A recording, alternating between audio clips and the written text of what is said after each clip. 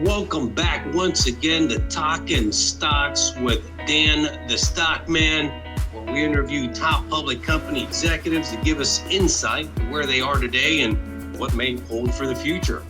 I'm your co-host, George with a J, and without further ado, your host, Dan the Stockman. Dan, are you there? George, I am here. If there was one kind of knock that somebody just had to find something wrong with this business model, this company, and tough to find, again, relative to every other, which is hundreds, thousands of explorers.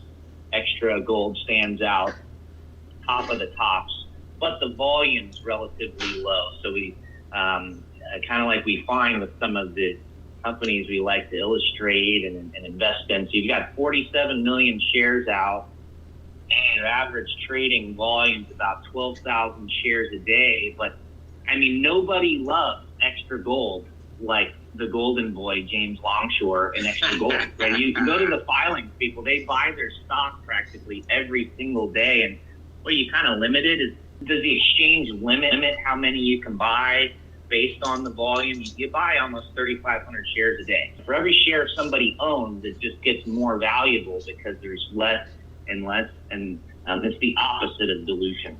Right. So the issue has been a company can buy, in general, up to 10% of their float within the whole year. It's approved by the Toronto Stock Exchange.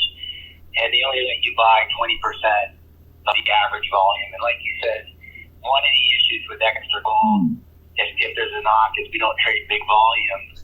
Having said that, there's two reasons for that. Number one is we haven't done a financing in 12 years of major financing, which is positive. And number two, we've done very little promotion. Having said all that, if we were into a major gold discovery, like looks like we may be onto now with this discovery of this new shoot, that can change very quickly with doing a little bit of, talks like this and getting out there and telling your story. But we haven't done a lot of that. And if we are in a discovery, we plan on changing that so the volumes will come up as people come back to the gold space. So I think we can change that with a little bit of work. Stock like this could move pretty quick with sure. With some more awareness and results. For sure. Absolutely. Now, you have a very interesting business plan. Is that something that you can expand on, James? Yeah, so what happened is this gold belt, like we said, is the new discovery gold belt. There's 4 main gold belts in Ghana, and this one had never been drilled. We staked it inside the land, up most of the land in 2002 when gold was $275 an ounce.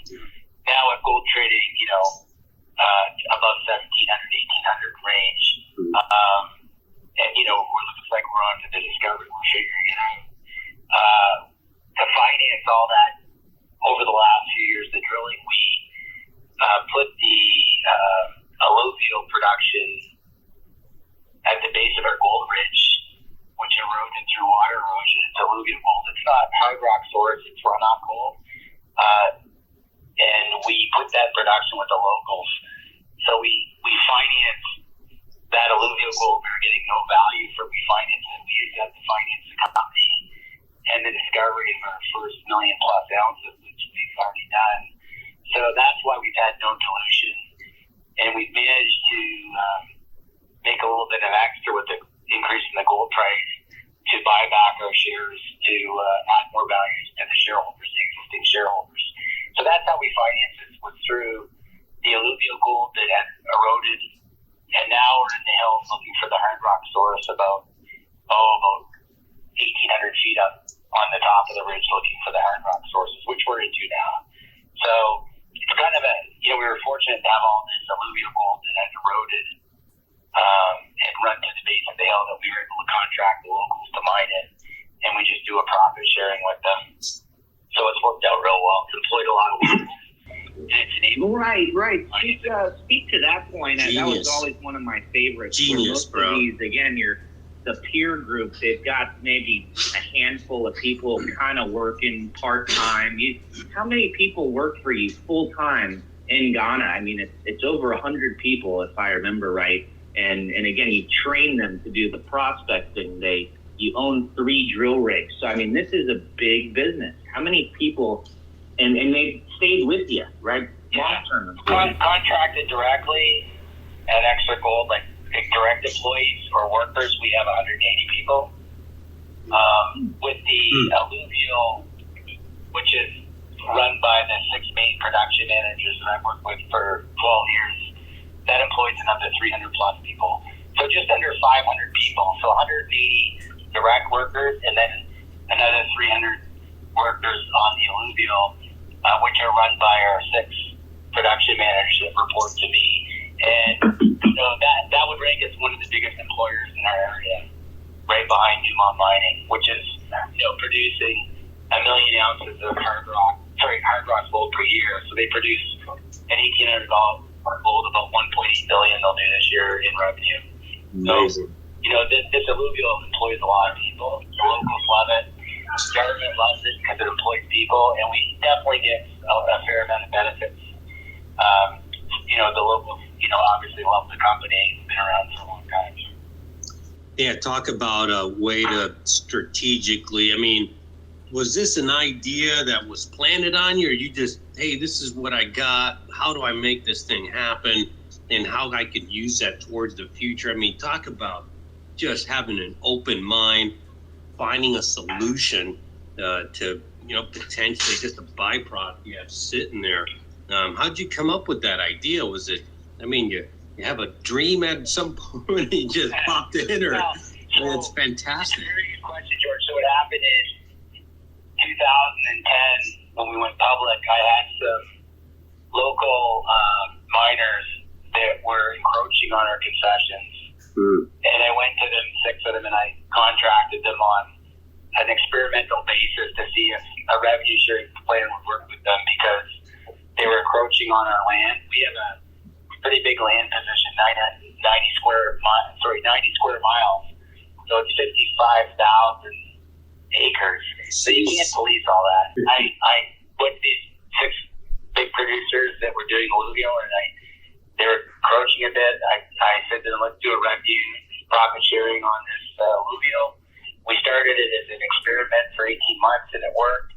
And then when the bear market set in on gold in 2012, I increased that program by about threefold, 300%, and focused on it a little more. My theory was that we're in a bear market, no one's going to want to fund gold projects. So what did we have to lose? And I took a risk, and it was probably a year hard work setting up, but then it started paying all the bills for the last 12 years, and now we have excess cash to help the drilling with the increasing gold price. So it started as an experiment a little bit. Then when the gold market hit the bear market, then I thought we could roll it out on a fairly big level, which we did. And so that's sort of how it came about. We were forced to do it a little bit. We've been in a bull market.